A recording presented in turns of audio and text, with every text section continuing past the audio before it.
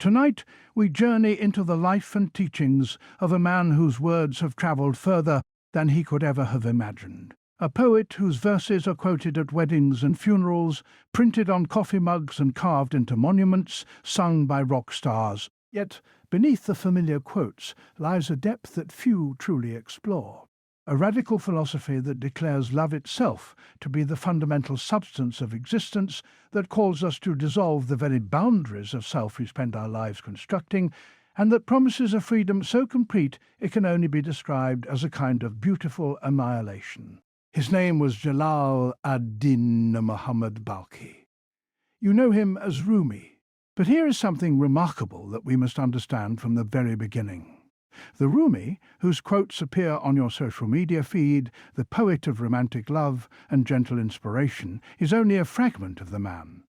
The complete picture is far more revolutionary, far more demanding, and ultimately far more rewarding than the sanitized version that has reached the modern world. Tonight, we will meet the whole Rumi, the scholar who abandoned scholarship, the teacher who became a student, the man of reason who surrendered to ecstasy, and the grieving friend who discovered that loss itself could become the doorway to everything he had ever sought.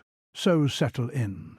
Let your breathing slow. Allow the story of one of history's most extraordinary spiritual transformations to carry you gently toward rest, and know that these teachings were not meant merely to be understood, but to be experienced. Rumi himself would tell you that knowing about love and being transformed by love are entirely different things. One fills the mind while leaving the heart unchanged. The other burns through everything you thought you knew and leaves behind only what is real. Let us begin not with his death or his fame, but in an unlikely place. A city that no longer exists in the form Rumi knew it, in a time when empires rose and fell like waves, when scholars and mystics wandered roads that connected east and west, and when a particular child was born who would change the way millions of human beings understand their own existence. The year was 1207. The place was Balkh, a magnificent city in what is now northern Afghanistan, but was then part of the great Persian cultural sphere. Balkh was ancient even then. Some called it the mother of cities. It had been conquered by Alexander the Great nearly 1,500 years before Rumi's birth, and had seen the rise and fall of countless empires since. By the time our poet entered the world, Balkh was a centre of Islamic learning, a place where scholars debated theology and philosophy, where poets perfected their verses, and where the mystical tradition of Sufism was quietly flourishing alongside more orthodox forms of worship. Into this world of learning and ancient wisdom, a son was born to Baha'u'ddin Walad, a man so respected for his knowledge that people called him the Sultan of Scholars.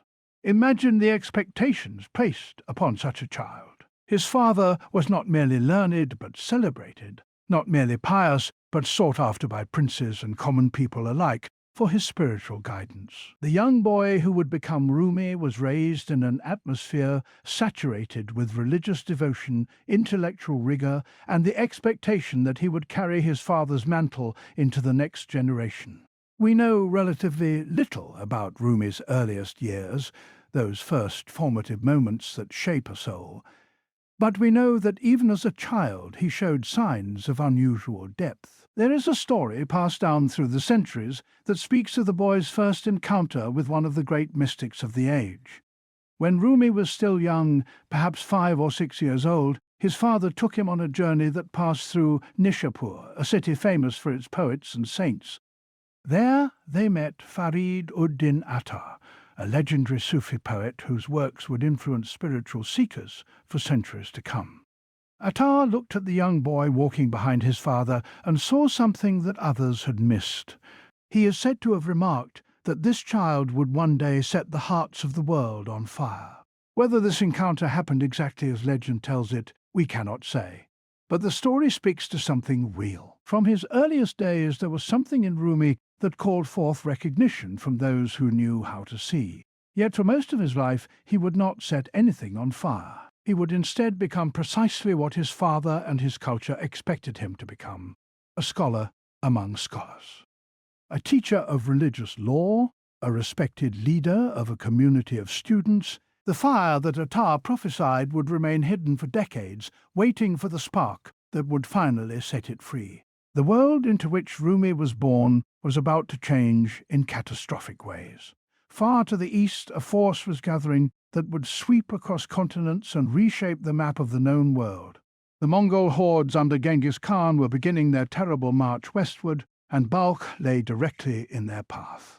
By the time Rumi was still a young boy, perhaps around 12 years old, his father made a decision that would alter the course of his son's life. They would leave, they would abandon everything they knew, the comfortable life among admirers, the security of an established reputation, the familiar streets and mosques and libraries, and they would journey westward, ahead of the destruction that was coming. Think for a moment about what this meant for the young Rumi. His entire world was uprooted. The place he had known as home became a memory, then a story, then perhaps only a faint impression of something lost. The family joined the vast migration of scholars, artists, and ordinary people fleeing the Mongol advance. They travelled to Mecca for pilgrimage, passed through Baghdad and Damascus, moved through the great cities of the Islamic world like refugees seeking safe harbour. This journey, which lasted years, exposed Rumi to the incredible diversity of Islamic civilization. He saw how the same faith could be expressed in different languages, different customs, different styles of worship. He met scholars who interpreted the holy texts in ways his father never had. He encountered mystics who spoke of direct experience of the divine rather than mere knowledge about the divine. All of this was settling into the young man's consciousness, preparing soil that would one day bear extraordinary fruit, though no one, least of all Rumi himself, could have known it then. Eventually, around 1228, when Rumi was in his early 20s, the family settled in Konya. This city in central Anatolia, in what is now Turkey, was the capital of the Seljuk Sultanate of Rum. The name itself is significant. Rum was the term used by Muslims to describe the former Byzantine territories, the lands that had once been part of the Eastern Roman Empire. When Rumi died, he was buried in this city, and the name by which the world would come to know him, Rumi, simply means the one from Rum. He became identified with the place where he finally stopped running, where he built his life, and where everything he thought he knew would eventually be burned away. In Konya, Rumi became what his father had been before him. When Baha-ud-Din Walad died, the younger man inherited his father's position as a religious teacher and leader. He studied under his father's former student, a man named Burhan-ud-Din, who initiated Rumi into the practices of Sufism and guided his spiritual development for 9 years. By the time Burhan-ud-Din died in 1240, Rumi had become exactly what everyone expected. He was a renowned scholar, an expert in Islamic jurisprudence, a teacher with thousands of students, a man sought out by the powerful and the ordinary alike for his wisdom and guidance. And here is where we must pause and understand something crucial. The man Rumi became after his transformation was not this person. The renowned scholar, the master of religious law, the teacher surrounded by admiring students, this was a cocoon, not a butterfly. This was preparation, not fulfillment. Rumi himself later described this period of his life in startling terms. He said that he was raw, uncooked, still sleeping in the dream of his own importance. He had knowledge, certainly. He had respect and position and comfort, but he did not have what he did not even know he was missing. For years, Rumi taught and studied, prayed and fasted, debated fine points of theology, and guided his community in the practices of faith. He was successful by every measure his culture recognized. His life had meaning, purpose, direction. He was doing good work in the world, and yet something was waiting. Something was approaching through time and space, moving toward Konya, moving toward the moment when everything would change. That something was a man, a stranger, a wandering dervish dressed in black, who would arrive one day with a question that would shatter the careful edifice of Rumi's accomplished life. But we are getting ahead of ourselves. For now, let us simply hold this image. A respected scholar in his late 30s, surrounded by students who hang on his every word, confident in his understanding of God and the world and his place in both. Content, perhaps. Comfortable, certainly. Completely unaware that he is about to meet the person who will destroy him, and, through that destruction, create him anew. The autumn of 1244 arrived in Konya with no particular sign that it would be different from any other season. The markets bustled with their usual activity. The mosques filled for their usual prayers. Rumi taught his usual lessons to his usual students. And then, on a day in late November, a stranger appeared. His name was Shams al-Din Muhammad, though the world would come to know him simply as Shams of Tabriz. Shams means sun in Arabic, and this name would prove prophetic in ways that the man himself may not have intended. He would become, for Rumi, a blazing light that illuminated everything while simultaneously burning away everything that could not withstand its heat. Who was this mysterious figure? Even today, with 8 centuries of scholarship behind us, Shams remains difficult to fully grasp. He was a wandering dervish, a seeker who had travelled from place to place for most of his adult life, never settling, always searching. He had studied under various teachers, but had found none who could take him further. He was impatient with mere book learning, dismissive of scholars who knew about God, but had never experienced God directly. He was, by most accounts, difficult to be around, blunt in his speech, uninterested in social niceties, demanding in ways that most people found uncomfortable. There are stories that Shams, before arriving in Konya, had prayed for a companion, not students. He had no interest in teaching crowds, not followers. He despised the hierarchy of traditional religious authority. He wanted something rarer, a single person capable of receiving what he had to give, a vessel strong enough to hold the wine he carried. According to some accounts, he received an answer to his prayer. He was told to go to Konya, where he would find what he sought in a man named Rumi. The details of their first meeting have been told in different ways, and each version carries its own truth. One story tells of Shams approaching Rumi in a busy marketplace and asking a question that cut through all of the scholar's accumulated learning like a blade through silk. He asked whether Muhammad was greater or the mystic Bayezid, who had famously declared that there was nothing in his cloak but God. This was a dangerous question. To elevate any human being above the Prophet would be blasphemy.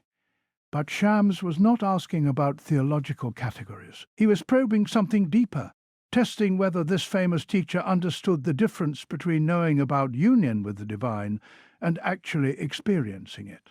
Another story tells of Shams approaching Rumi while he was reading beside a pool and asking what he was doing. When Rumi replied that it was something a man like Shams would not understand, Shams took the precious books and threw them into the water. Rumi was horrified. But then Shams reached into the pool and pulled out the books completely dry, untouched by the water. When Rumi asked in amazement what this was, Shams replied with his own words thrown back at him. "This is something you would not understand. Whether either of these stories happened exactly as told matters less than what they convey. Something occurred when these two men met that defied ordinary explanation. The shock was so profound that Rumi, by his own account, fainted. When he recovered, he was no longer the same person. The scholar who prized his books above almost everything suddenly had no interest in teaching. The leader who had devoted himself to guiding others suddenly wanted only to be alone with this strange visitor from Tabriz. The man of reason and careful argument had been struck by lightning, and everything he thought he was lay scattered in pieces around him. What happened next scandalized Rumi's community. The famous teacher abandoned his students. He withdrew from public life. He spent day after day, week after week, month after month, in intense conversation with this wandering stranger that no one else seemed to find particularly impressive. Some accounts speak of 40 days of seclusion during which Rumi and Shams were locked away together, speaking of things that none of the students who pressed their ears against the door could understand. Other accounts suggest that their companionship lasted much longer, perhaps 2 years before crisis arrived. And crisis did arrive. Rumi's students were furious. His family was worried. The man they had revered had seemingly lost his mind over a scruffy vagabond with no credentials and no respect for proper conduct. They could not see what Rumi saw. They could not understand that their teacher had found something he had been searching for without even knowing he was searching. They only saw a great man being led astray, a community being neglected, a tradition being abandoned. The pressure grew until it became unbearable. Shams, sensing the danger, disappeared. He left Konya suddenly and without warning, and Rumi was plunged into a grief that makes ordinary mourning look mild by comparison. The scholar who had calmly taught about God's wisdom now wrote anguished poetry about separation. The man who had given measured sermons about accepting divine will now wandered the streets like a madman, searching for the one who had gone. Rumi sent his son to find Shams and bring him back. Against all odds, the mission succeeded. Shams was located in Damascus and persuaded to return to Konya. For a time, perhaps a year or more, the two friends were reunited. But the tension had not dissipated.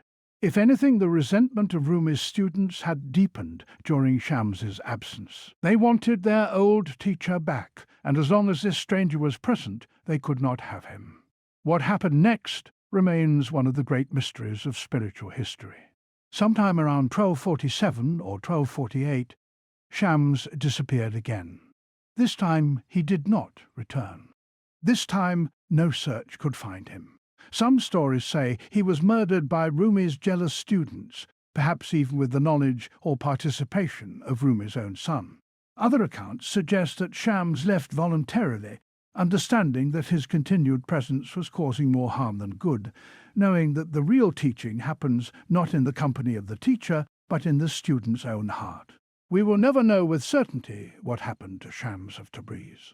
His tomb exists in multiple locations, as different cities claim the honor of being his final resting place. But perhaps the uncertainty is appropriate. Shams was never about physical presence.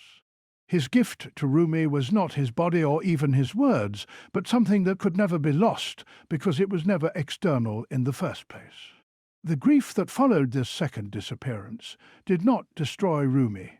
Instead, it transformed him in ways that the initial meeting had only begun. In the agony of separation, Rumi discovered that Shams had not truly left him. Everything the dervish had transmitted was still present, alive, burning in Rumi's own heart.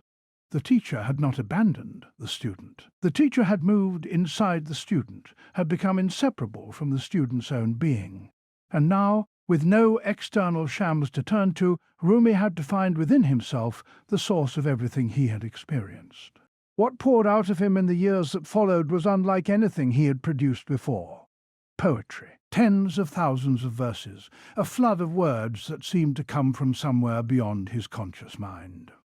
He called this collection the Diwan-e-Shams Tabrizi, the collected poems of Shams of Tabriz, even though Rumi himself wrote every word. This was not a memorial to a dead friend. It was the evidence that Shams lived on, that the boundary between teacher and student had dissolved, that what appeared to be two had always been one. The poetry that emerged from Rumi's grief has touched millions of people across centuries and cultures, and tonight we turn to examine what it actually says. Not the sanitized quotes, not the decontextualized one-liners, but the actual teaching that Rumi spent the rest of his life trying to convey. And that teaching begins, appropriately enough, with a sound of mourning that is also a sound of remembering. The cry of the reed flute, separated from its home, longing to return to what it never truly left. The Masnavi, Rumi's masterwork, opens with some of the most famous lines in Persian literature. Listen to the reed, how it tells a tale. It is telling about separations. Ever since I was cut from the reed bed, men and women have lamented in the presence of my shrill cries. These words establish the entire framework of Rumi's philosophy. The reed flute, called the ney in Persian, becomes a symbol for the human soul. Think about what a reed flute is. It is a hollow tube cut from its original place in the marsh, emptied of its internal substance, pierced with holes and then used to make music. It no longer grows in the reed bed. It will never return to its original form. And yet, when breath passes through it, something beautiful emerges. Something that did not exist before the cutting, before the hollowing, before the apparent destruction of what the reed originally was. This is what Rumi is telling us about our own condition. We have been cut from something. We have been separated from a wholeness that we cannot consciously remember, but that we somehow cannot forget. There is a longing in us that has no obvious object, a homesickness for a home we have never seen, an ache that no earthly satisfaction quite reaches. We try to fill this emptiness with all kinds of things, with relationships, with achievements, with possessions, with pleasures. Nothing truly satisfies. Because the emptiness is not a flaw to be fixed, but a passage to be opened. We are not incomplete because something went wrong. We are incomplete because that incompleteness is calling us home. The reed flute's cry is mournful, yes. It speaks of pain and separation and the unbearable distance from the source. But it is also musical. It is also a form of communication that bypasses the rational mind and speaks directly to the heart. Rumi is suggesting that our very sorrow, our very longing, our very sense of alienation from ultimate reality is itself a form of connection. The cry proves we remember.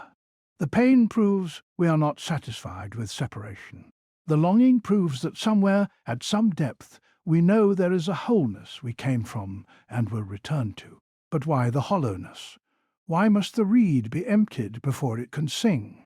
Here we come to one of the most challenging aspects of Rumi's teaching, the ego, the sense of a separate self that we spend our lives constructing and defending, is precisely what prevents us from being instruments of the divine. As long as we are full of ourselves, there is no room for anything else to move through us. As long as we cling to our accumulated identities, our precious opinions, our cherished grievances, our carefully maintained sense of who we are and what we deserve, we remain dense and solid, incapable of carrying the breath of the infinite. This is why Rumi speaks so often of dying, not physical death, though he wrote beautifully about that as well, but a kind of ego death that is available to us while we still breathe. Die before you die, he urges, and find that there is no death. What dies in this dying is not our true being, but only the false sense of separation that we have mistaken for our true being. What remains when this death is complete is not nothing, but everything. Not emptiness, but fullness. Not loss, but the recovery of what was never. The Sufi tradition, within which Rumi worked, has a term for this, fana. It is usually translated as annihilation, which sounds frightening enough, but annihilation of what? Not of existence itself, not of consciousness or capacity for experience. What is annihilated is the illusion that we are separate from the source of all being. What dissolves is the boundary that we ourselves have constructed, the walls we have built to protect something that was never actually under threat. Consider what happens when a drop of water falls into the ocean. In one sense, the drop ceases to exist. You cannot point to it anymore and say, there it is, separate and distinct. But has anything actually been destroyed? Has the water that composed the drop been diminished in any way? Or has the drop simply realized that it was always ocean, was always water, was always inseparable from the vastness that now surrounds and permeates it? The separate existence of the drop was never real in the first place. It was a temporary configuration, a momentary form, a brief dream of isolation in the midst of an ocean that has no edges. This is what Rumi means when he writes, "You are not a drop in the ocean, you are the entire ocean in a drop." This is not metaphor or poetry or exaggeration. This is a description of how reality actually is when seen clearly. We think we are small, finite, limited beings, doing our best in a vast and indifferent universe. Rumi says we are the universe itself, temporarily dreaming that it is small and finite and limited. We think we are seeking God, reaching out desperately for a distant divinity that may or may not respond. Rumi says we are God, seeking to remember its own nature through the apparent veil of our separation. Let us pause here and acknowledge how radical this sounds, how potentially disturbing to those raised in religious traditions that emphasize the vast gulf between creator and creature. Rumi was not speaking carelessly. He was a trained scholar of Islamic law who knew the theological debates of his time intimately. He understood perfectly well the orthodox position that God is utterly transcendent, utterly unlike anything in creation, utterly beyond human comprehension or contact. And yet, alongside this understanding, he experienced something that could not be expressed within orthodox categories. He experienced the dissolution of the boundary between lover and beloved, between seeker and sought, between the one who prays and the one to whom prayer is addressed. This experience, which the Sufis call wadat al-wujud, the unity of being, does not deny God's transcendence. It simply discovers that transcendence from the inside rather than observing it from the outside. The ocean is infinitely greater than the drop, yes, but when the drop merges with the ocean, it does not become smaller. It becomes infinite. The creature is infinitely less than the creator, yes. But when the sense of creaturehood dissolves, what remains is not diminished being, but unlimited being. The drop does not become God. The drop realizes it was never other than the ocean in the first place. How does one undergo this transformation? How does a person move from the ordinary consciousness of separation to the extraordinary consciousness of unity? Rumi's answer is simultaneously simple and impossibly difficult. Love. Not love as a feeling, not love as an emotion, not love as a pleasant warmth in the chest, but love as a cosmic force, love as the very fabric of existence, love as what we are made of and what we will return to. Rumi speaks of love in ways that can be mistaken for romantic poetry, and many of his verses have indeed been appropriated for greeting cards and wedding readings. But the love Rumi describes is not the love between two separate beings who find each other attractive. It is the love that creates and sustains existence itself. It is the love that God showed when, according to a sacred tradition beloved by the Sufis, God said, "I was a hidden treasure and I love to be known, so I created the worlds." In this understanding, the entire universe is a love story.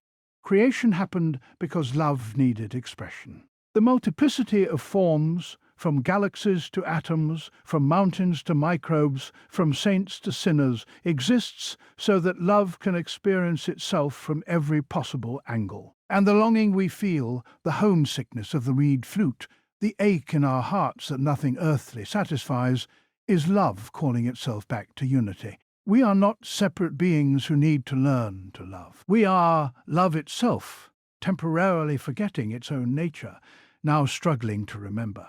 Your task is not to seek for love, Rumi writes, but merely to seek and find all the barriers within yourself that you have built against it. This turns our usual understanding completely upside down. We think of love as something we need to acquire, something we are missing, something that must come to us from outside. Rumi says love is what we already are. It is our essential nature. It is never absent. The problem is not that love is missing, but that we have constructed elaborate defenses against recognizing what has always been present. Our task is not to find love, but to stop hiding from it. What are these barriers? They are the very things we most cherish about ourselves. Our identity as someone who was wronged. Our story about why we cannot be happy. Our belief that we know what we need. Our attachment to having things turn out a particular way. Our fear of dissolving into something larger than our precious little selves. Every grievance is a barrier. Every resentment is a barrier. Every story of victimhood and blame is a barrier. Not because grievances and resentments are not justified, but because they maintain the fiction of separation. They keep us feeling like a drop that has been wronged by the ocean, when the truth is that we have never been anything other than the ocean itself. This is why Rumi speaks so often of surrender, not surrender as defeat, not surrender as giving up, but surrender as the relaxation of resistance, the melting of defenses, the willingness to be consumed by something greater. The ego fights against this with everything it has because the ego is precisely what will be consumed. The separate self panics at the thought of its own dissolution because it mistakes dissolution for destruction. But what would truly be destroyed if you stopped defending the boundaries of your separate self? Would anything real be lost? Or would only an illusion be lost, revealing the reality that was always present beneath it? Rumi invites us to consider that what we fear most, the death of the ego, the end of separation, the dissolution of everything we cling to, is actually what we most deeply desire. The longing of the reed flute is not to remain separate and be reunited with another separate thing. The longing is to dissolve the very boundaries that make longing necessary. To return to the reed bed is not to find something that was lost. It is to realize that we were never truly separated from it in the first place. And here we must speak of the body and of what Rumi's tradition did with the body in its pursuit of this dissolution. Because Rumi did not teach only with words. He did not rely only on poetry and philosophy. He understood that certain states of consciousness require more than the mind to access. They require the participation of the entire being, body and heart, and mind and spirit, all engaged together in a single movement toward truth. This is the context in which we must understand the practice that has made his followers famous across the world. The whirling. You have likely seen images of the whirling dervishes, men in white robes and tall felt hats, spinning endlessly in a circle, their arms extended, their faces serene, their bodies turning and turning in a motion that seems impossible to sustain and yet continues for what can be hours at a time. This is not, as tourists often assume, a performance. It is not entertainment. It is not even primarily art, though it is undeniably beautiful. It is prayer. It is meditation in motion. It is a physical practice designed to produce the dissolution that Rumi wrote about in his poetry. The ceremony is called the sema, which means listening or hearing in Arabic. The dervishes are not performing something. They are listening to something. They are tuning their entire beings to a frequency that ordinary consciousness cannot access. They are using the body itself as an instrument, like the reed flute, through which divine breath can pass and become audible. Consider the symbolism of what you see when you watch a sema ceremony. The dervishes wear a tall hat that represents the tombstone of the ego. They wear a long white robe that represents the shroud, the burial cloth of the ego. They begin covered by a black cloak that represents the world of appearances, the material illusion that normally covers our deeper reality. When the music begins and the whirling commences, the black cloak is removed. The dervish symbolically dies and is resurrected, emerges from the grave of ego into the white light of spiritual reality. As the dervish turns, the right hand rises toward heaven, palm up, receiving divine grace.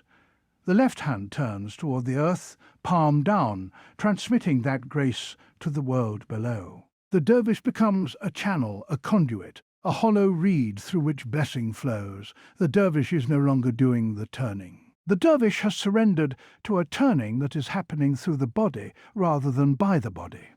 The ego, which usually claims to be the doer of all actions, has stepped aside. What remains is movement without a mover, action without an actor, divine love spinning itself into visibility through the willing vessel of the human form. After 20 or 30 or 60 minutes of continuous whirling, something happens to ordinary consciousness. The boundary between self and world begins to blur. The sense of being a separate observer inside a bag of skin starts to dissolve. The dervish does not lose awareness, but rather expands awareness beyond its usual confines. What was background becomes foreground. What was invisible becomes obvious. The turning of the body reflects the turning of the planets, the turning of the electrons around nuclei, the vast cosmic rotation of which everything is part. The dervish is not doing something unusual. The dervish is finally doing what everything already does, consciously participating in the universal movement that ordinary humans ignore. Rumi is said to have begun whirling spontaneously, overcome by ecstasy, long before it became a formal practice.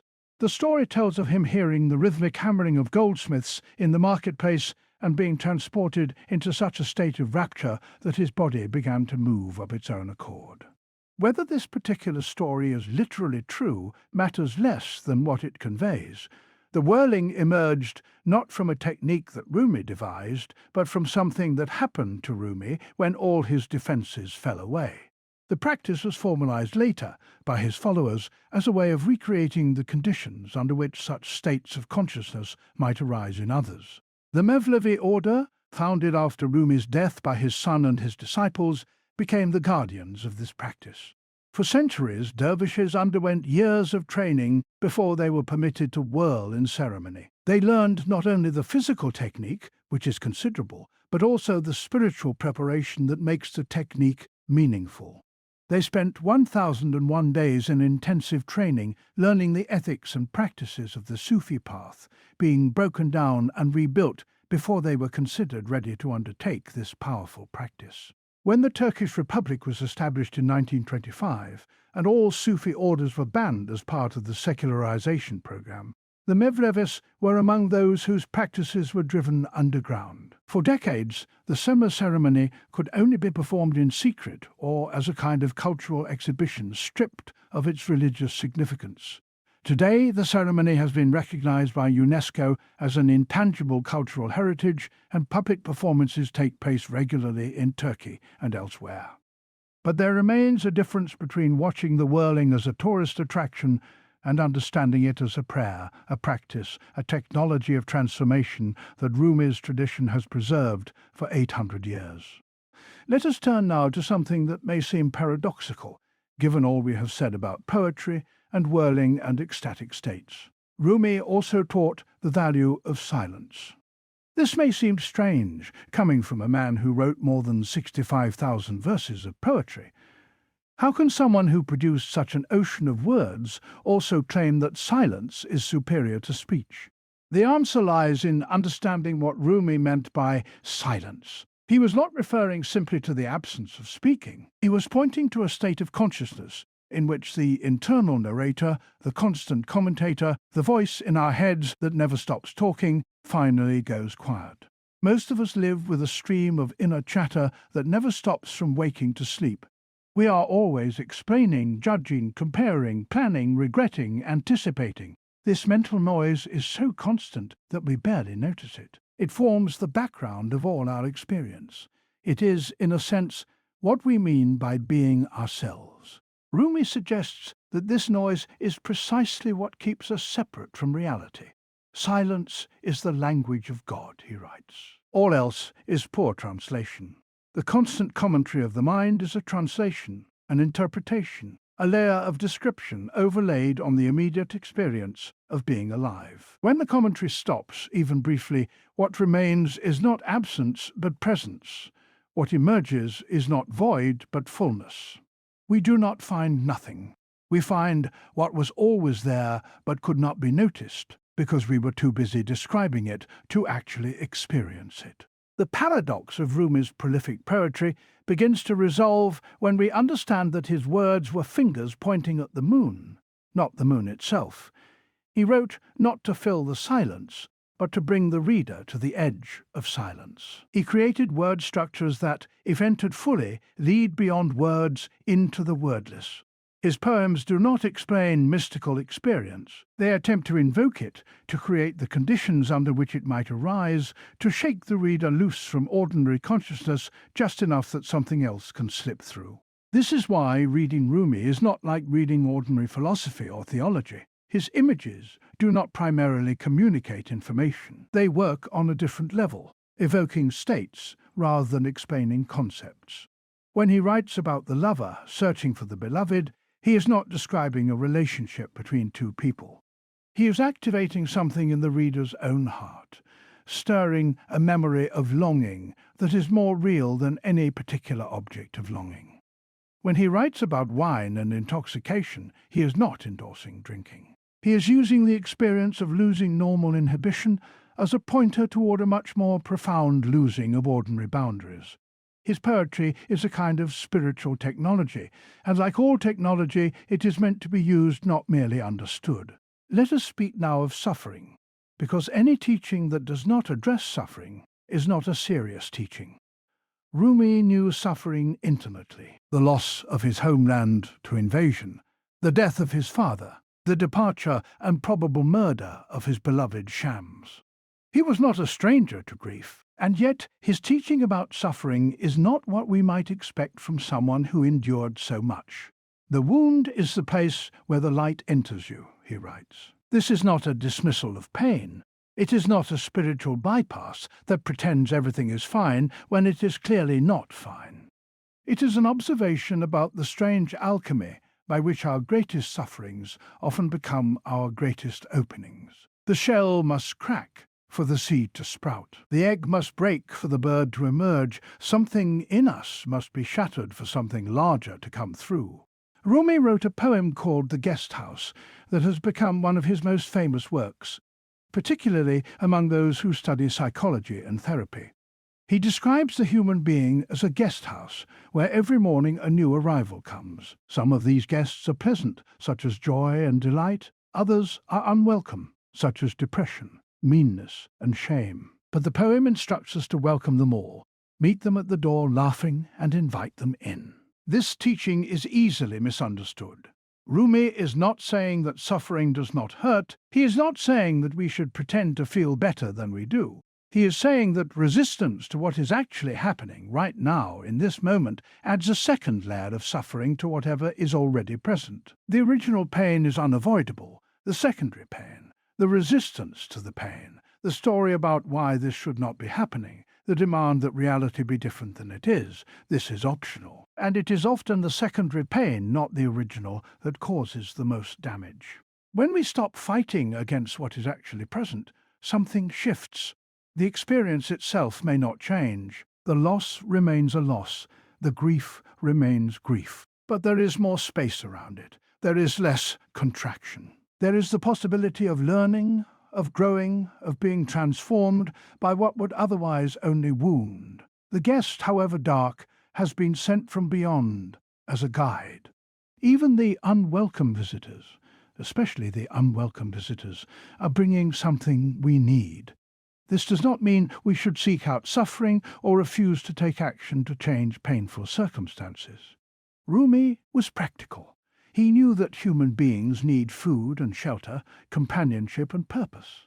He did not advocate a masochistic spirituality that glorifies pain for its own sake, but he understood that some suffering is inevitable, that no amount of cleverness or piety will exempt us from the common lot of mortal beings, and that how we relate to what cannot be avoided makes all the difference.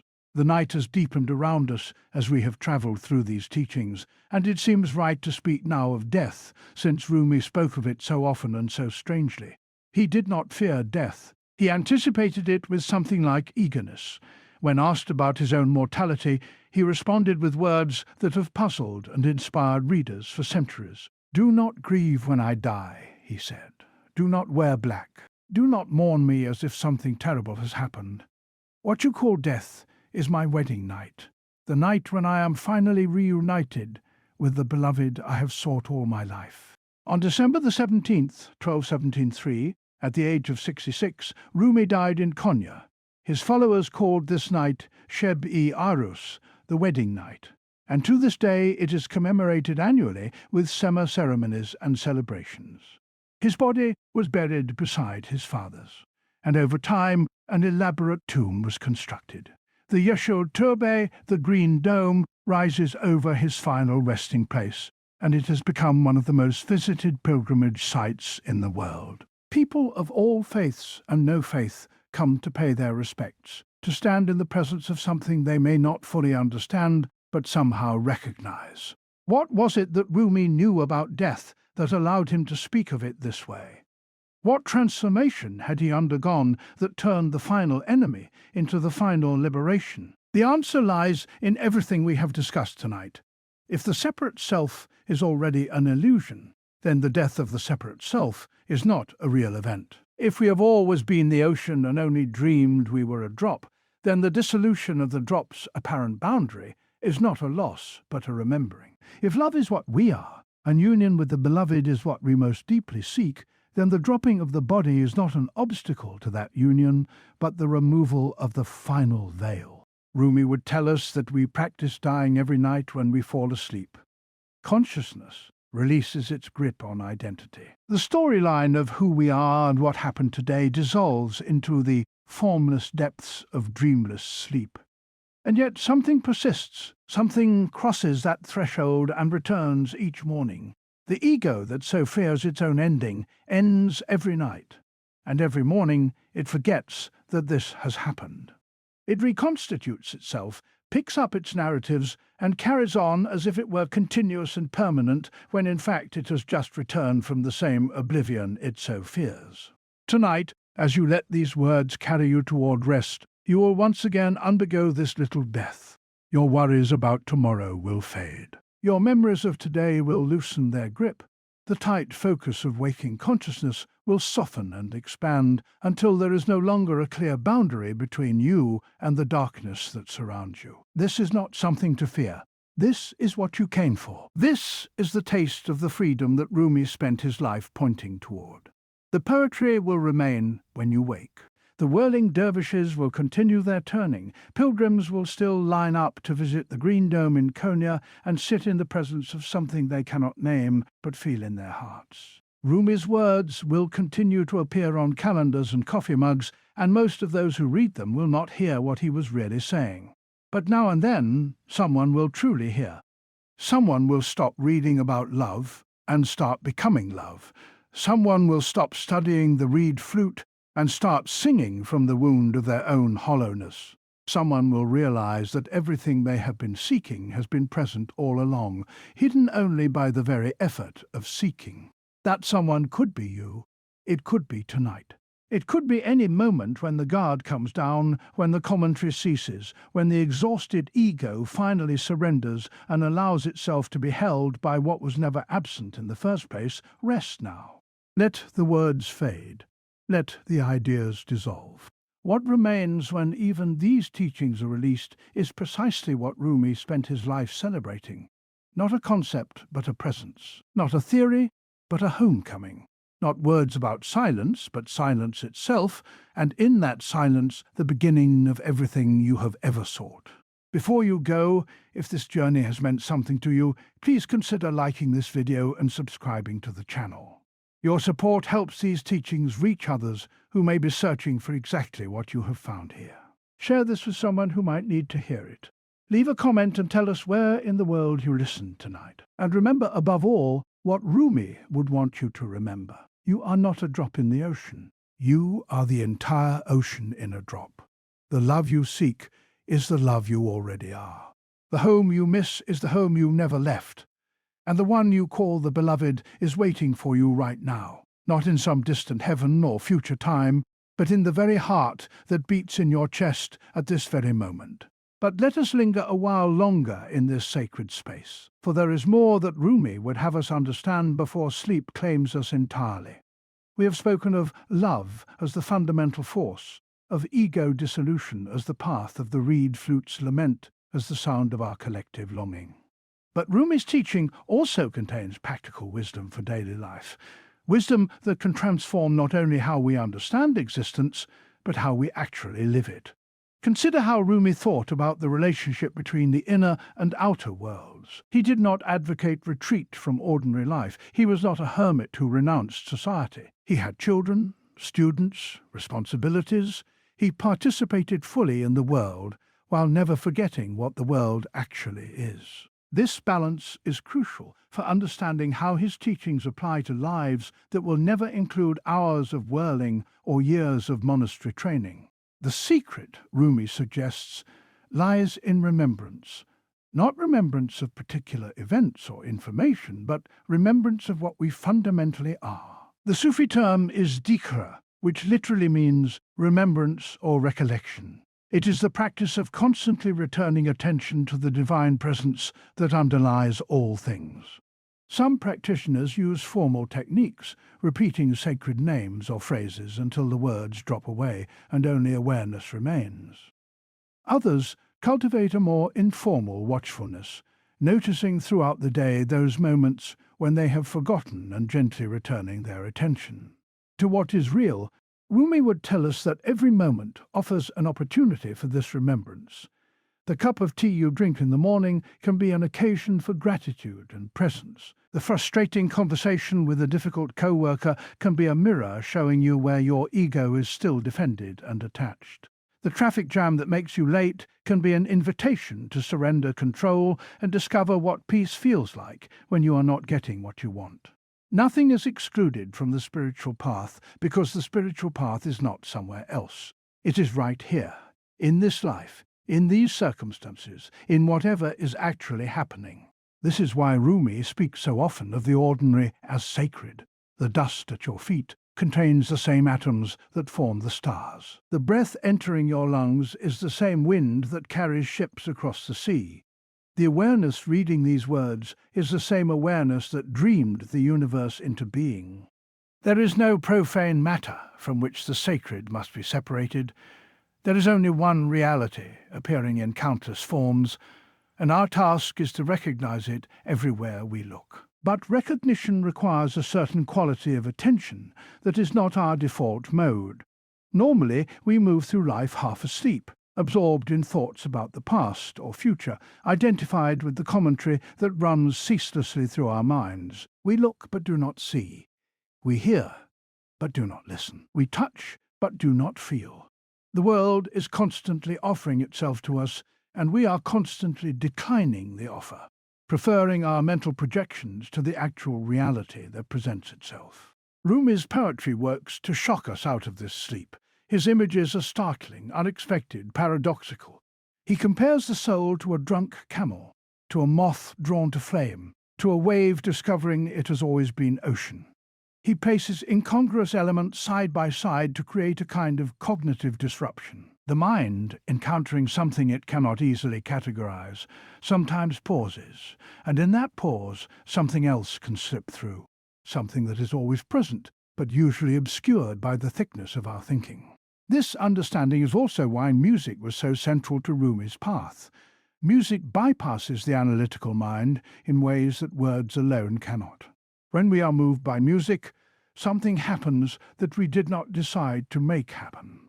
The rhythm enters our bodies before our thoughts can intercept it. The melody evokes feelings that have no conceptual content. For a few moments we are not in charge, and in that surrender something becomes possible that our usual control would prevent. The Sufi tradition developed sophisticated understanding of how different modes of music affect consciousness. Certain rhythms induce particular states. Certain scales carry specific emotional qualities. The musicians who perform at Sema ceremonies are not merely providing accompaniment, they are working with the same material as the whirling dervishes, using sound instead of movement, to create conditions under which the boundaries of ordinary consciousness might thin. The ney, the reed flute that opens the Masnavi, is not merely a poetic image. It is an actual instrument whose mournful tones have been used for centuries to invoke the longing that leads to union. There is a teaching embedded in the very sound of the ney that deserves our attention. When you hear a well-played reed flute, you hear simultaneously the breath of the player and the response of the reed. You cannot separate these two elements. The breath without the reed would be silent. The reed without the breath would be dead wood. But together they create something that neither could create alone. This is an image of our relationship to the divine. We are the reed. The breath is what moves through us. The music that emerges is neither ours alone nor the breath's alone. It is the sound of union, of cooperation, of the individual and the universal working together to create something beautiful. The same principle applies to all creative work, all genuine service, all authentic expression. When we act from ego, we force. When we act from surrender, we participate. The ego wants to take credit. The surrendered soul knows there is no one to take credit and nothing to take credit for. There is only the music playing itself through the willing instrument. There is only love expressing itself through whatever form presents itself. Rumi understood this deeply, which is why he could write such vast quantities of poetry without apparent effort. He was not laboring to produce verses. He was not struggling to express ideas. He was simply opening his mouth and allowing what wanted to come through to come through. The poetry wrote itself, using Rumi as its instrument. This is not a metaphor or exaggeration. It is a description of what creative flow feels like when the ego has stepped aside. Anyone who has experienced genuine creative flow knows what this is like. The hours disappear.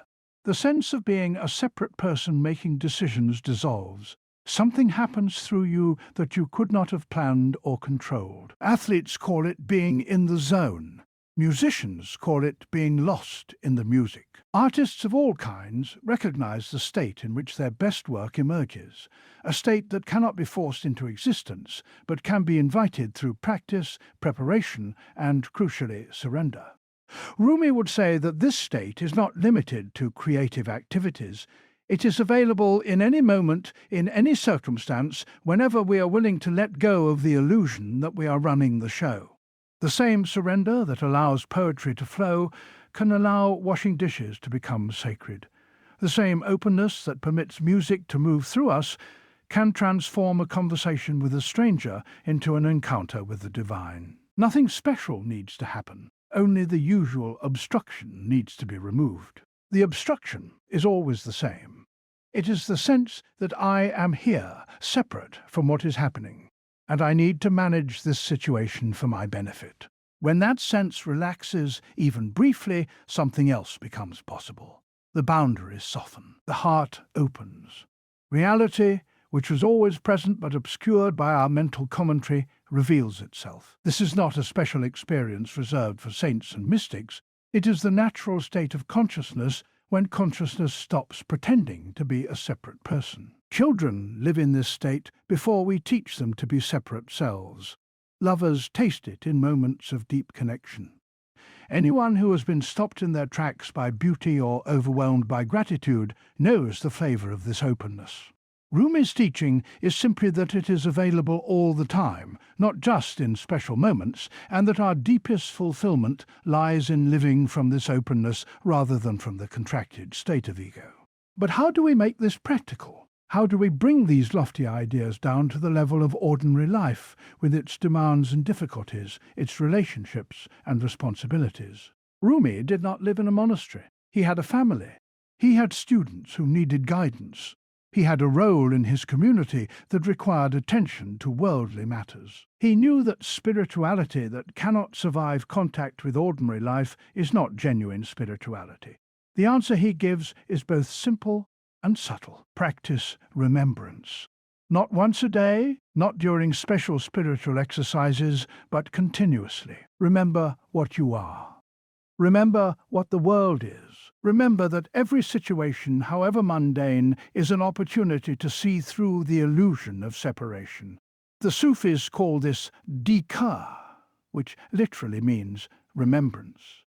It can take formal shapes, such as the repetition of sacred phrases, or it can be entirely informal, simply a returning of attention to the divine presence that underlies all appearances.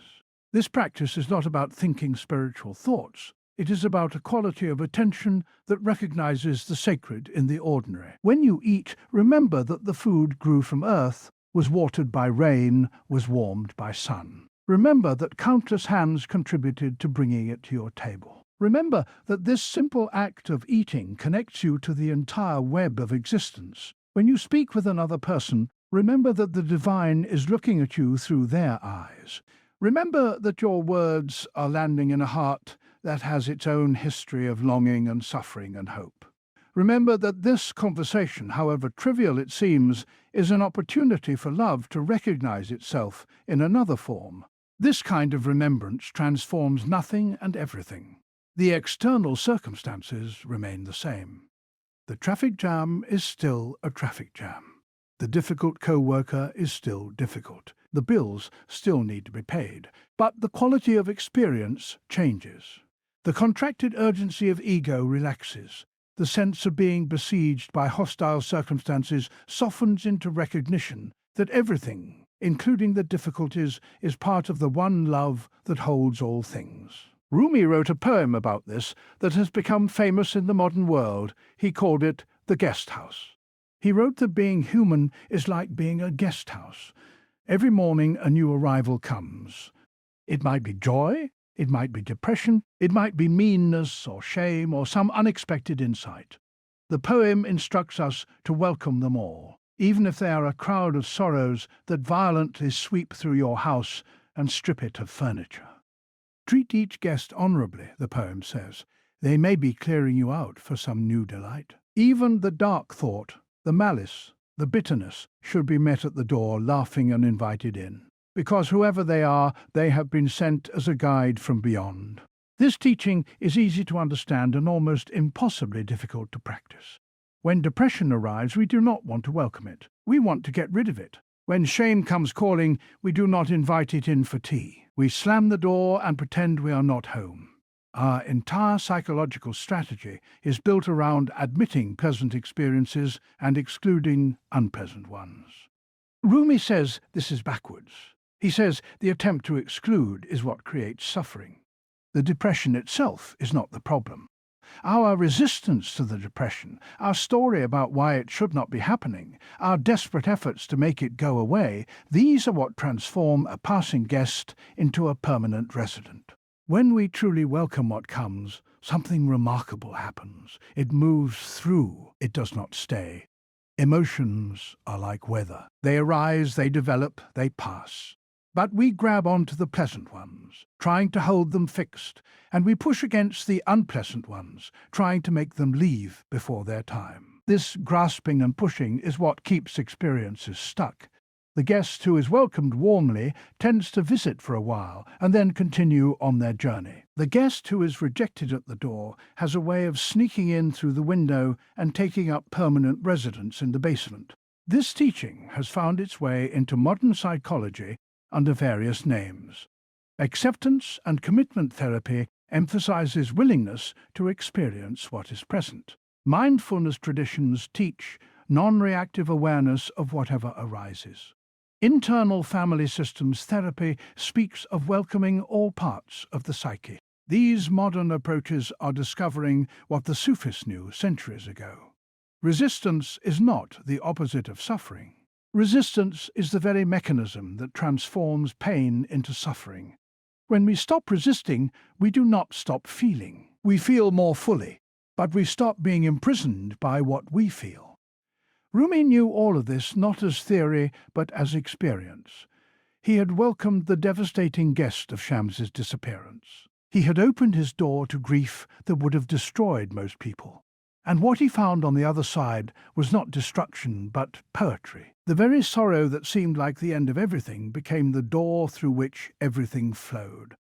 This is what he wants us to understand. Not that suffering is good, or that we should seek it out, but that even the darkest guest, if welcomed completely, transforms into a guide. We might ask at this point what all of this means for those of us who are not Sufis, who have not committed to the path in the way that Rumi's formal students did, who live in a modern world far removed from 13th century Konya. Is there anything here beyond cultural appreciation and historical interest? Can these teachings actually transform our lives, or are they merely beautiful artifacts from a distant time and place? Rumi would answer that the transformation is always available, that it depends not on external circumstances, but on internal disposition. You do not need to become a Muslim or join a Sufi order or move to Turkey. You do not need to learn Persian or master complex philosophical systems. What you need is to want the truth more than you want anything else. What you need is to be willing to let go of everything that stands in the way of that truth, including especially your ideas about who you are and what will make you happy. This willingness is the rarest thing in the world. We say we want peace, but we cling to agitation. We say we want freedom, but we build prisons out of our certainties. We say we want love, but we defend ourselves against intimacy at every turn. Rumi's teaching is not difficult to understand. A child could grasp it. But it is almost impossible to live, because living it requires the dissolution of exactly who we think we are. There is a story Rumi told that illuminates this difficulty beautifully. A man knocks on his beloved's door. The beloved asks from within, "Who is there?" The man answers, "It is I." And the beloved responds, "Go away. There is no room for you here." The man leaves, devastated, but something works in him during his absence. Years later, he returns and knocks again. "Who is there?" asks the beloved. The man answers, "It is you," and the door opens. This simple story contains the entire teaching. As long as there is an I standing separate from the beloved, knocking at a door that seems to divide them, no union is possible. The door is the illusion of separation itself. It only opens when there is no longer anyone outside seeking entry, because the outside and inside have been recognized as one. The beloved and the lover are not two. They never were. The story of their separation was always a dream from which they could awaken at any moment. Consider your own life for a moment. Consider the stories you tell yourself about why you are not happy, not fulfilled, not at peace. Consider how many of those stories depend on circumstances being different. If only I had more money. If only I were in a better relationship. If only my health were better. If only I lived somewhere else. If only I had more time. These stories are not merely incorrect. They are a form of defense against the terrifying possibility that peace is available right now and that we are choosing not to accept it. Rumi would not comfort us in our complaints. He would point out gently but firmly that the cage we perceive around us is made of our own thoughts. The prison we want to escape is constructed from our own beliefs about what we need and what would happen if we did not get it. True spiritual teaching does not help us get what we think we want. It helps us see through the wanting itself to the place where wanting is no longer necessary because nothing is missing. There is another story, one of Rumi's favorites, about a chickpea that complains as it boils in a pot. "Why are you doing this to me?" the chickpea cries to the cook. "I was happy in the garden, growing in the sun. You plucked me and now you torture me with fire." The cook answers with patience and love. "Do not run away from this heat. It is transforming you. You were water and earth. Now you are becoming something that will nourish human beings, something that will become their flesh and blood, something that will think their thoughts and dream their dreams. The fire that seems to be destroying you is actually lifting you to a higher form of existence." This story is about us. We are the chickpea. Life, with its inevitable sufferings, is the cook. We complain about the heat because we do not understand its purpose. We want to remain comfortable in the garden of our illusions. But love will not leave us there. Love applies the heat that transforms.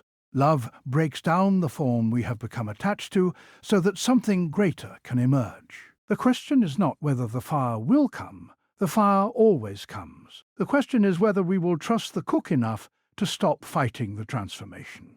This is hard medicine. We would prefer a teaching that validates our grievances and promises to fulfill our desires. We would prefer a spirituality that makes us feel better without requiring us to fundamentally change. Rumi offers something else. He offers the end of seeking, which sounds wonderful, until we realize it means the end of the seeker. He offers union with the beloved, which sounds wonderful, until we realize it means the end of the separate self that would enjoy that union. He offers everything, and the price is everything. Let us go deeper into the nature of this transformation by examining what Rumi called the 7 stages of the ego, or nafs. This map of spiritual development was not invented by Rumi. It comes from the broader Sufi tradition. But Rumi's poetry illuminates each stage with such vivid imagery that the map becomes not abstract theory, but lived experience. The first stage is called the commanding self, or the ego that commands. This is the condition of most human beings most of the time. At this level, we are ruled by our desires and aversions. We move toward pleasure and away from pain without questioning whether this movement serves our deeper interests. We blame external circumstances for our suffering. We believe that if only things were different, we would be happy. We are, in Rumi's image, like the man who searched everywhere for his key except under the lamp where he had dropped it, because under the lamp was dark. The second stage is called the blaming self, or the ego that blames. Here we have made some progress. We have begun to recognize that the problem is not only external. We see our own role in our suffering. But instead of true self-knowledge, we substitute guilt and self-criticism. We beat ourselves up for our failures. We swing between inflation and deflation, thinking we are wonderful when things go well and worthless when they do not. This stage is an improvement over the first, but it is also a trap. Many sincere seekers get stuck here. mistaking self-punishment for spiritual development. The third stage is called the inspired self. At this level, something genuine has awakened. We have tasted, even briefly, the reality of which Rumi speaks. We have experienced moments when the boundaries of the separate self became permeable, when love flowed without obstruction, when peace came not from getting what we wanted, but from wanting nothing in particular. These glimpses inspire us to continue. They prove that the teaching is not mere words, but points to something real. But we can also become attached to these experiences, seeking to repeat them, making spiritual accomplishment another possession of the ego we thought we were transcending. The fourth stage is called the serene self. Here the transformation goes deeper. The peace is no longer dependent on particular experiences. It has become a background condition, present even when the foreground is turbulent. We can face difficulty without losing our center. We can receive criticism without collapse or defensiveness. We have begun to trust the process, to accept that the cook knows what is needed even when the fire is intense. Generosity becomes natural because we no longer feel that giving depletes us. There is enough. There is more than enough. There is infinite abundance when we stop grasping at scarcity. The fifth stage is called the contented self. This sounds similar to the fourth, but it goes further. Here there is not only peace, but positive delight in whatever arises. The distinction between pleasant and unpleasant experiences begins to dissolve. Everything is welcomed as a gift, as an expression of the beloved's face.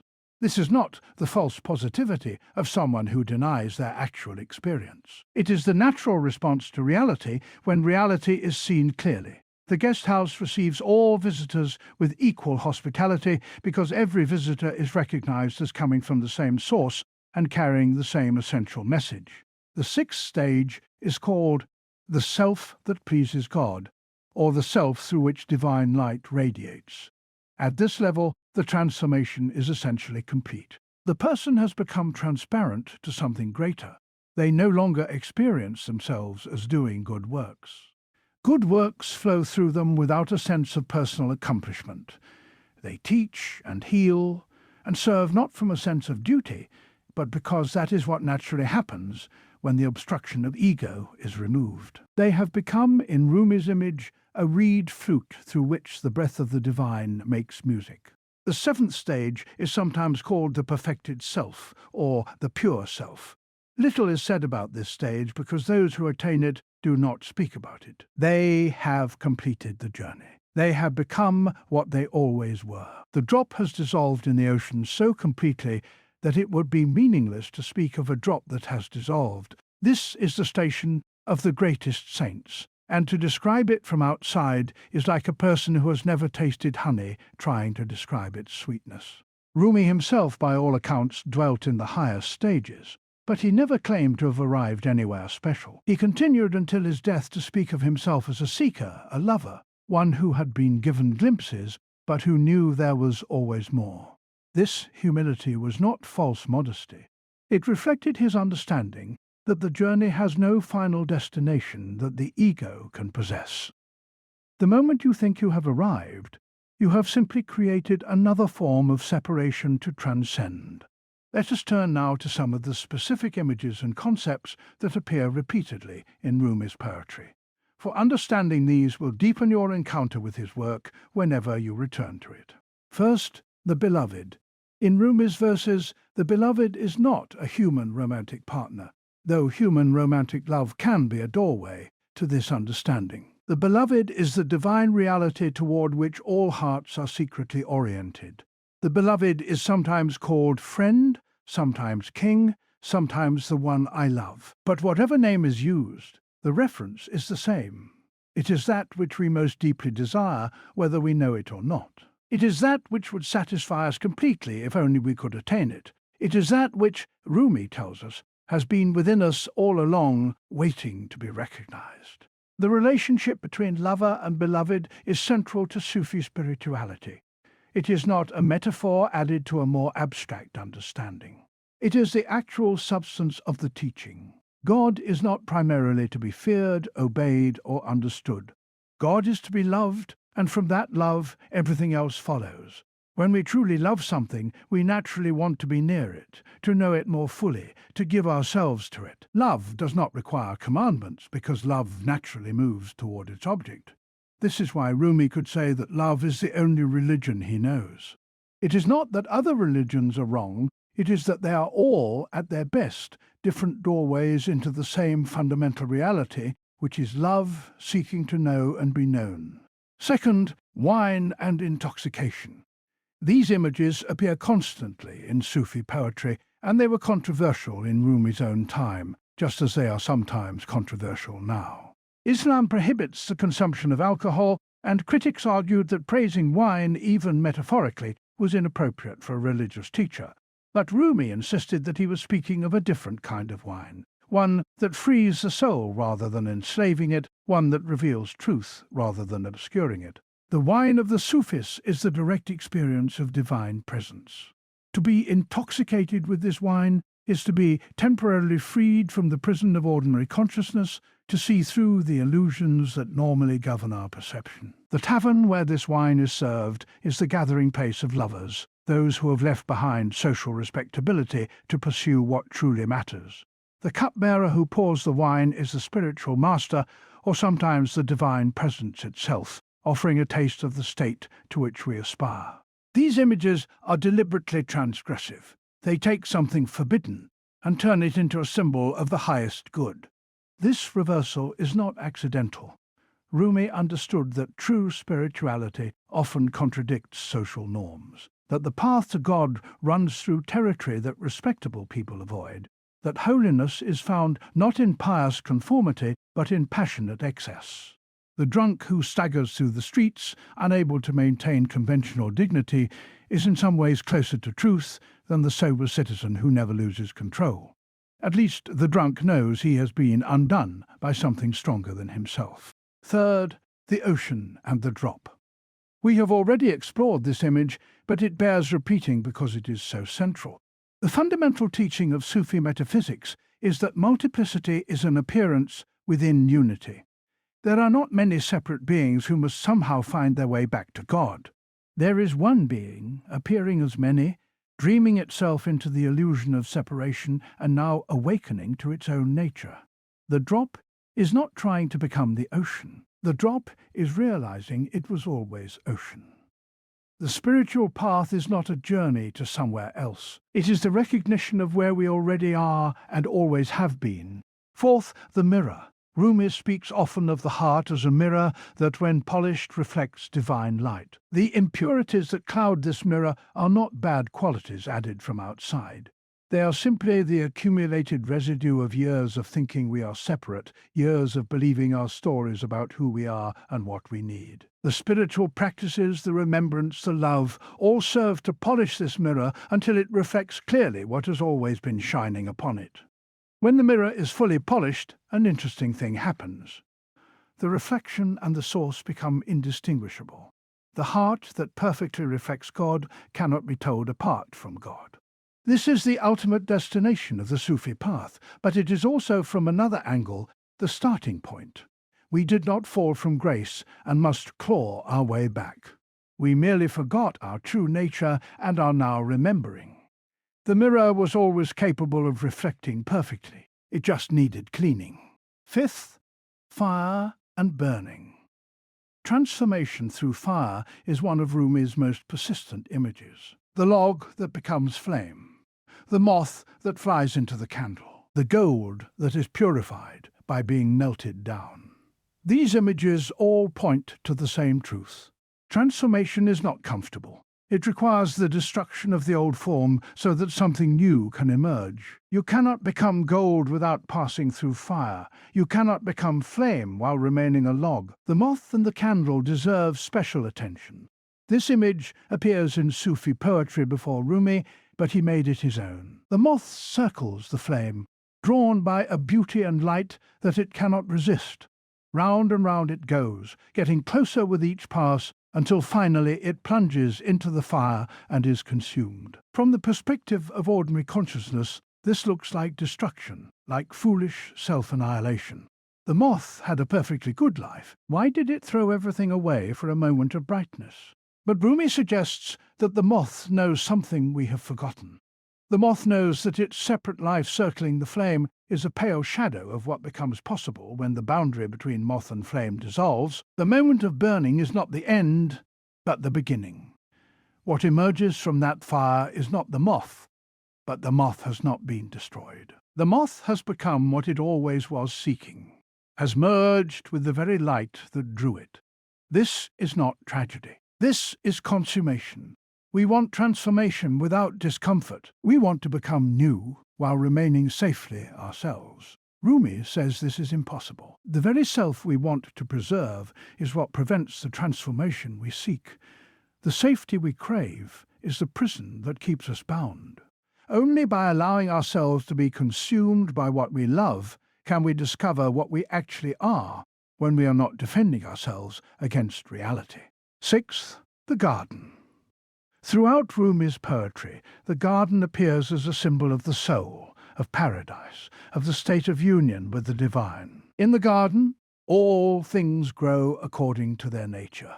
The rose blooms, the nightingale sings, the stream flows. There is no forcing, no striving, no anxious effort to be other than what one is.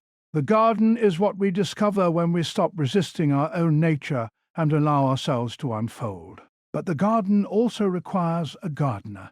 It requires attention, care, the removal of weeds, the pruning of branches that have grown wild. Rumi understood that spiritual development is not purely passive, it requires effort, but a particular kind of effort.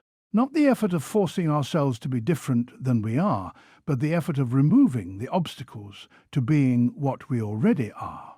The gardener does not make the rose bloom. The gardener creates conditions in which the rose can bloom according to its own nature. This brings us to a teaching that modern readers sometimes find difficult. Rumi does not flatter our self-esteem. He does not tell us that we are wonderful just as we are. He tells us that who we think we are is a veil over who we actually are, and that the veil must be torn away if we are to discover the truth. This is not the same as telling us we are worthless. It is telling us that our worth is so far beyond what we imagine that comparing them makes no sense. The ego, the constructed sense of separate selfhood, is like a costume we have worn so long we think it is our skin. It is not evil. It is not a mistake. It served a purpose in the drama of separation and return. But there comes a time when the costume must come off. There comes a time when we must discover what we are when we are not being somebody in particular. This discovery is what Rumi spent his life celebrating, and it is what his teaching exists to facilitate. Let us pause now and notice where you are, reading or listening to these words in the quiet hours of night. Your body is preparing for sleep. Your mind is softer than it was during the busy day. The defenses that normally keep you anchored in your separate identity are beginning to relax. This is an opportunity. This is exactly the kind of moment in which what Rumi describes becomes possible. You do not need to do anything special. You do not need to achieve a certain state. You only need to notice what is already happening. Notice the sensation of breathing, the air moving in and out without your having to manage it. Notice the sounds that surround you, arising and passing away without your permission. Notice the thoughts that drift through awareness like clouds through sky, coming from nowhere, going nowhere, leaving no trace. Notice the awareness itself, the space in which all of this appears, which has no boundaries, no location, no qualities of its own. This awareness that you are is what Rumi writes about, this simple presence. Before it is cluttered with thoughts and opinions and stories about who you are, it is already clean, it is already reflecting perfectly. You have never been separate from what you seek. The seeking itself is the only obstacle. Rumi wrote of a merchant who went to Egypt in search of treasure. He searched and searched, but found nothing. Exhausted and defeated, he returned home, and there, under the floor of his own house, he discovered treasure beyond his wildest dreams. The story is not subtle. We travel the world looking for what was always waiting in our own heart. We seek in books and teachers and experiences for what can only be found by stopping, by being silent, by allowing the turbulence of seeking to settle until the water becomes clear and we can see what was always at the bottom. Tonight, as you drift towards sleep, you return to the source from which you came this morning. The boundaries of your daytime identity will soften and dissolve. The story of your life will pause its relentless narration. For hours you will exist in a state far closer to union than your waking consciousness usually permits. And when you emerge in the morning, you will probably have forgotten this. You will reconstruct your sense of separate selfhood and carry on as if nothing happened. But perhaps something will have shifted.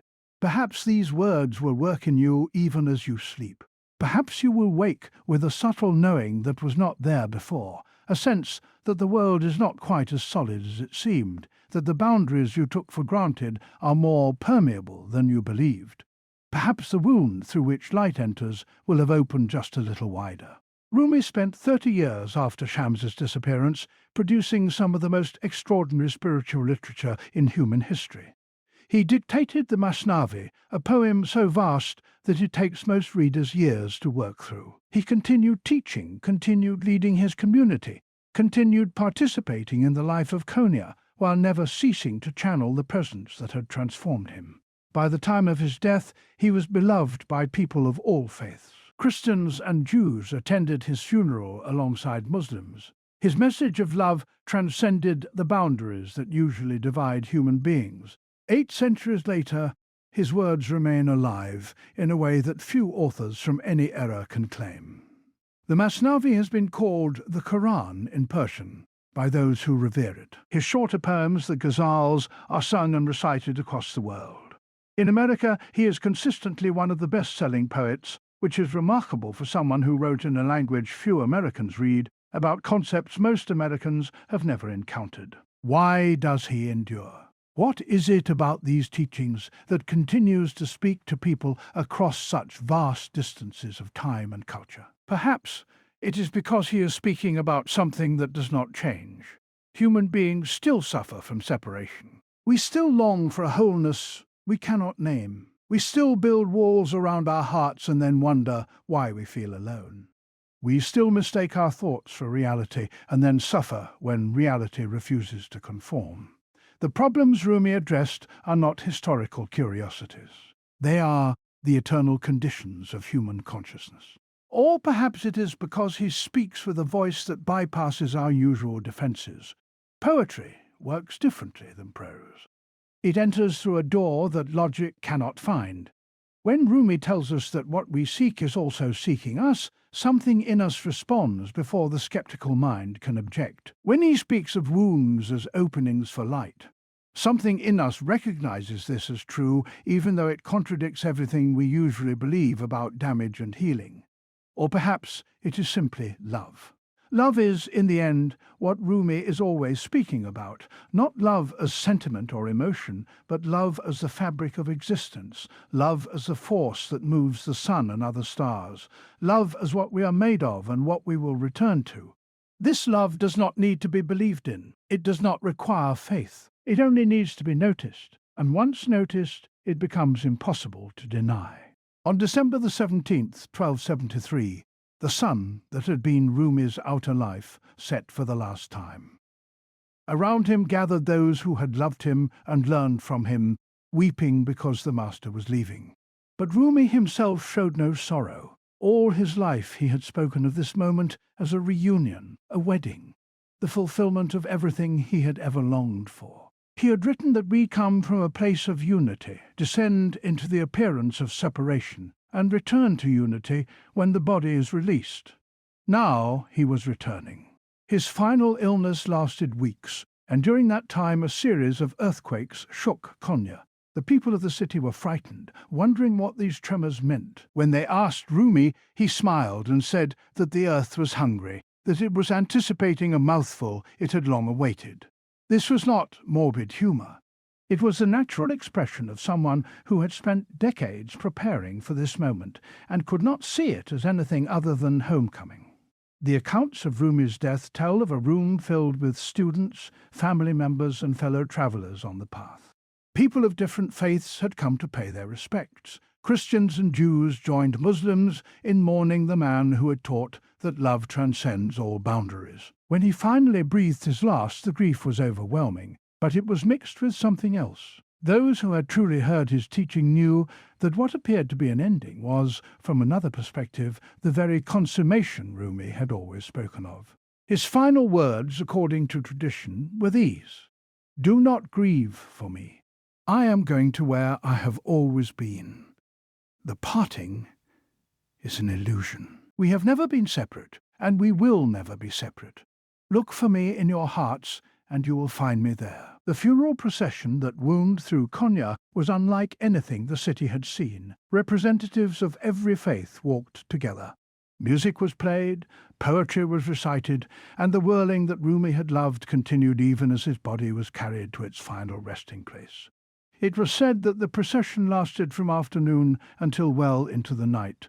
So many were the people who wished to accompany him. And when finally the body was lowered into the earth beside his father's tomb, the weeping was mixed with singing, the grief was shot through with joy, because those who understood knew that Rumi had entered the wedding chamber he had described so many times. The green dome in Konya still rises over his resting place, and pilgrims still come from every corner of the world to sit in its presence. They come seeking healing, seeking guidance, seeking some taste of the love that Rumi spent his life describing. The tomb has become one of the most visited sites in all of Turkey, drawing not only Muslims, but people of every faith and no faith. There is something in that place that speaks to the human heart regardless of the beliefs the visitor brings. Perhaps it is simply the accumulated devotion of 8 centuries of seekers. Perhaps it is something more. Those who visit often report a peculiar sensation of peace, of coming home, of being in the presence of something that cannot be named, but that the heart recognizes. They sit in silence. They listen to the ney playing its mournful song. They watch the dervishes whirl in the ceremony that Rumi inspired.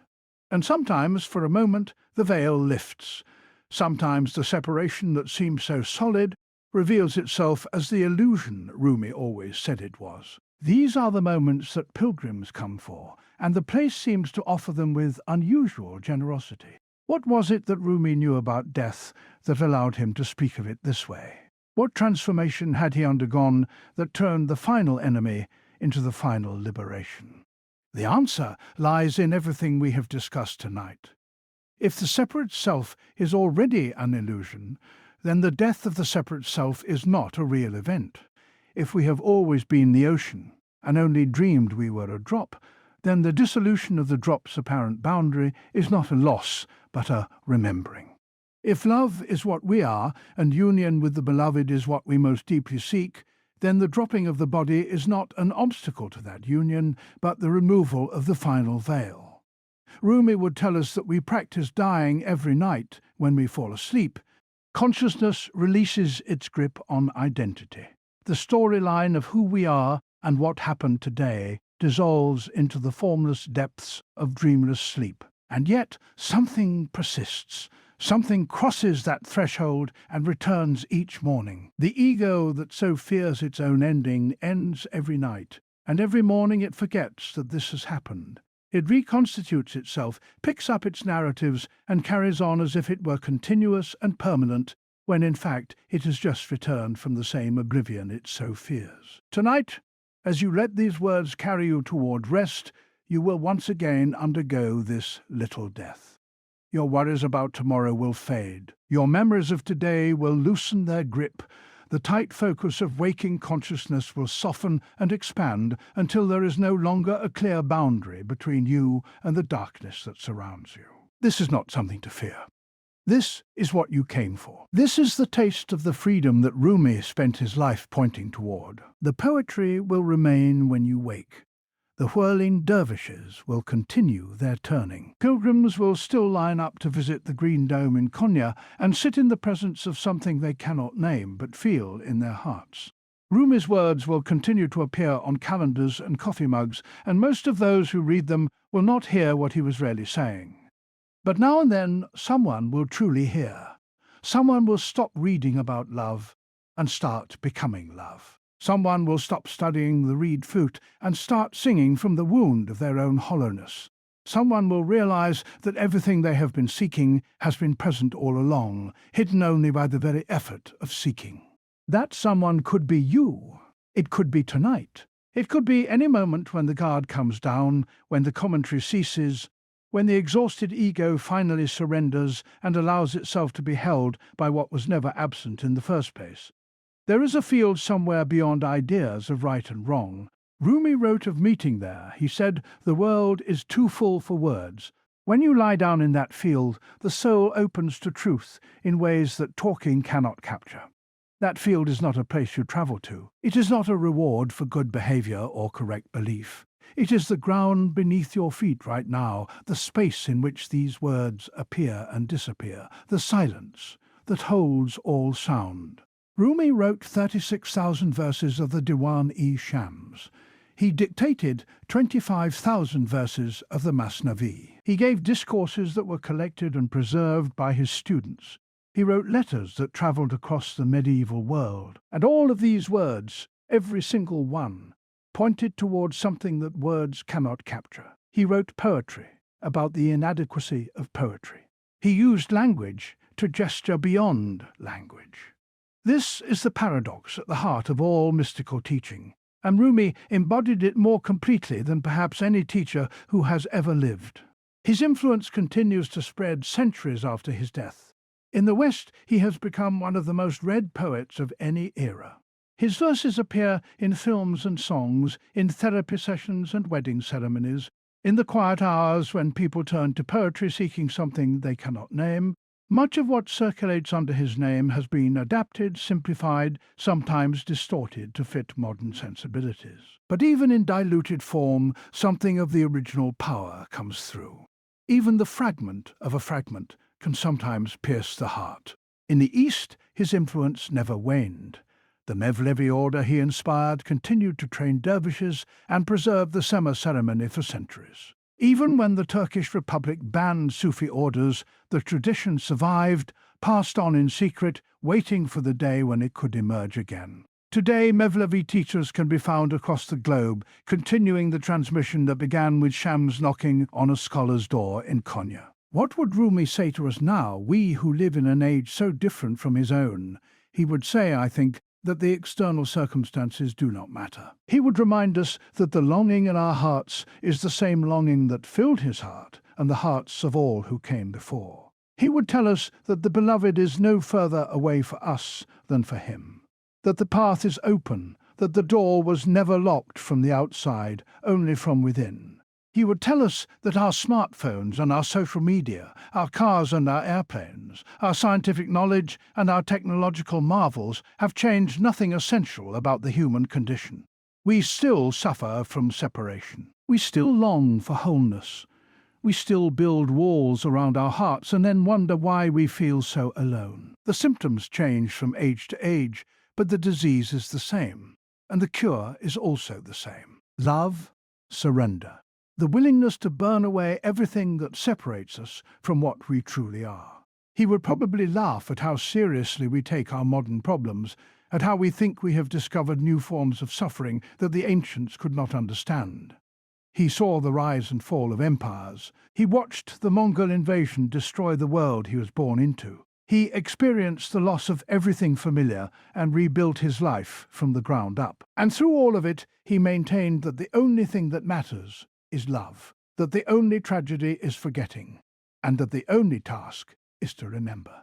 Now the hour grows late, and you have travelled far tonight, from the dusty roads of a family fleeing invasion to the marketplace encounter that changed everything, from the ecstatic whirling of dervishes to the profound silence that lies beneath all words. You have considered what it might mean to be a reed flute, hollowed out and pierced, making music from your very emptiness. You have contemplated the dissolution of everything you think you are, and perhaps you have glimpsed that this dissolution is not a loss, but a homecoming. We have walked together through the major themes of Rumi's teaching, but there is always more. The Masnavi alone would take months to explore in depth, with its hundreds of stories, its layers of meaning, its sudden shifts from philosophy to comedy to heartbreak. The ghazals of the Diwan are inexhaustible. Scholars spend careers investigating particular aspects of his thought, and they always find more than they expected, more than they can fully articulate. This is the nature of genuine wisdom. It cannot be summarized or contained. It can only be entered, explored, and allowed to work on the heart in its own time and way. What we have done tonight is open a door. Beyond that door lies a lifetime of exploration if you choose to enter. Rumi's works are available in many translations, some more faithful to the original than others, each with its own particular flavour. Coleman Barks has done more than anyone to make Rumi accessible to English readers, though scholars debate whether his versions capture the specifically Islamic content of the originals. More academic translators, like Reynold Nicholson and Franklin Lewis, provide closer renderings of the Persian, but sometimes lose the poetic force that makes Rumi's work live. There is no perfect translation. There is only the possibility of entering through multiple doors and finding what speaks to your particular heart. Beyond the written works, there is the living tradition of the Mevlevi order, which continues to transmit Rumi's teachings through the Sema ceremony and the practices that support it. There are teachers who carry the transmission, students who receive it, communities that gather to remember together. The path Rumi walked is still open. The door he found is still unlocked. What he discovered about the nature of love and reality is not historical information, but present possibility.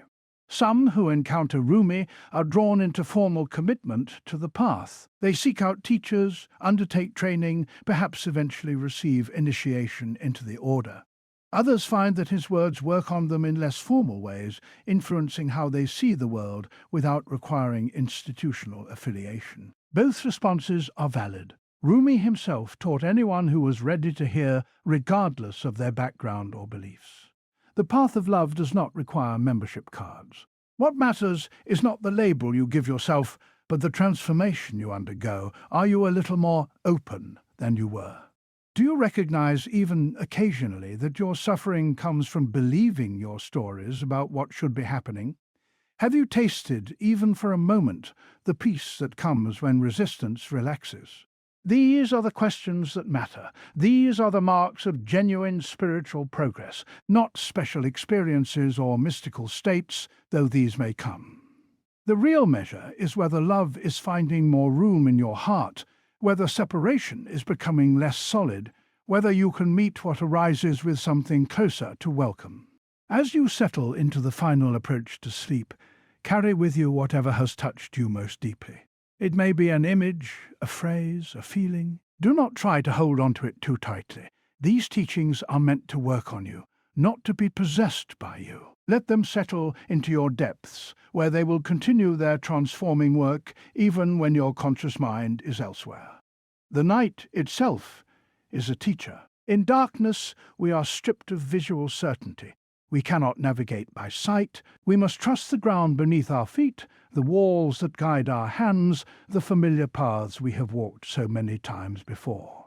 Sleep is a further stripping. Even the sense of being someone navigating is released. We let go into formlessness, into the unknown, into the vast darkness that holds all dreams and all dreamers. Rumi saw the night as a metaphor for the mystical journey. In the dark night of the soul, all familiar supports fall away. The ego cannot maintain its usual operations. The strategies that worked during the day prove useless. And yet it is precisely in this darkness that something else becomes visible. The stars only emerge when the sun has set. The deeper truth only reveals itself when the surface truth has been exhausted. The dark night is not a punishment. It is an invitation to see with different eyes. As you enter the night tonight, you can approach it as enemy or friend. You can fight sleep, trying to maintain the illusion of control, or you can welcome it, recognizing that the dissolution it brings is a preview of the larger dissolution Rumi spent his life celebrating. Every night is practice for the wedding night. Every surrender to sleep is a rehearsal for the final surrender. If we can learn to let go trustfully, when consciousness dims, we are learning something about how to let go when the body itself is released. And remember, above all, this: you are loved, not for what you have done or failed to do, not for who you have become or failed to become. You are loved because love is what you are, and love recognizes itself wherever it appears. The great dance of separation and return is not punishment or exile. It is love playing with itself, exploring its own depths through the temporary appearance of other. The one who loves you is not somewhere else. The one who loves you is not waiting for you to improve before offering their embrace. The one who loves you is closer than close, more intimate than intimate, already holding you even as you read these words, even as you wonder whether it could possibly be true. It is true. It has always been true. It is all that has ever been true. Tonight as you sleep, you will once again merge with the source. Your separate identity will thin and fade. For a few hours you will rest in what Rumi called the ocean, indistinguishable from the vastness that holds all things. And even if you do not remember this upon waking, it will be true. It is always true. It is all that has ever been true. If this journey tonight has spoken to your heart, please do consider subscribing to the channel and sharing this with someone else who might need to hear these ancient words of wisdom and love. Your presence here creates ripples that extend further than you know. When you like, when you share, when you subscribe, you help these teachings find their way to others who are searching, perhaps without even knowing what they've searched for. Leave a comment below and tell us what moved you, what questions arose, what this encounter with Rumi has stirred in your own depths. There is a community here of nighttime philosophers, seekers in the stillness, travelers on paths we cannot see but somehow recognize in one another. Rest now in the love that has never left you and never will. The one you call the beloved is as close as your own breath, as intimate as your own heartbeat, as present as the awareness that reads these words right now. You have never been lost, only dreaming of distance. You have never been separate, only playing at finding your way home. The wedding night awaits, not in some distant future, not after you have achieved or become something, right now. Tonight, in this very moment of letting go into sleep, you rehearse the surrender that is the whole of the spiritual path. Trust the darkness as you would trust the beloved's arms. Fall into the formless as you would fall into the embrace of the one who loves you most. Sweet dreams, dear friends. We will meet again in the fields beyond right and wrong, beyond doctrine and dogma, beyond even the words that point the way. Rest in that field. It is where you have always belonged. It is where love waits, patient and eternal, for the homecoming that cannot be prevented, only delayed. The reed flute falls silent now, but its song continues in your heart. Listen.